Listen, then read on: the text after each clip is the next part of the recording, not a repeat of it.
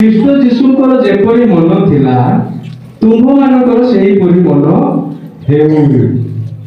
ଅନ୍ୟକୁ ଦେଖି କହିବା ପୂର୍ବରୁ ଆମେ ନିଜକୁ ଦେଖିବା ଯେ ଯୀଶୁଙ୍କର ସେବା ଆମେ କରୁଛୁ, ମୋ ଜୀବନ କେମିତି ଅଛି, ସେ ଯୀଶୁଙ୍କର ପରି ମୋ ଜୀବନ ଅଛି କି, ମୁଁ ଜଣକୁ କ୍ଷମା ଦେଉଛି କି, ମୁଁ ଜଣକୁ ଦୟା କରିପାରୁଛି କି, ମୁଁ ଜଣକୁ ସାହାଯ୍ୟ କରିପାରୁଛି କି, ଆମେ ନିଜେ ନିଜେ ନିଜ ହୃଦୟ ପଚାରିବା।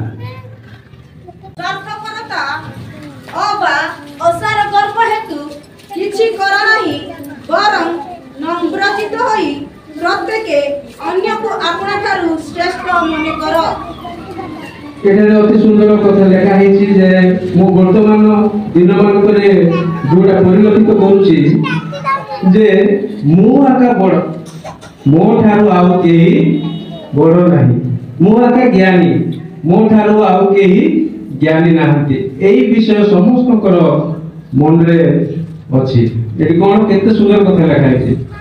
ସ୍ୱାର୍ଥପରତା ବା ଅସାର ଗର୍ବ ହେତୁ କିଛି କର ନାହିଁ, ବରଂ ନମ୍ରଚିତ ହୋଇ ପ୍ରତ୍ୟେକ ଅନ୍ୟକୁ ଆପଣା ଠାରୁ ଶ୍ରେଷ୍ଠ ମନେ କର।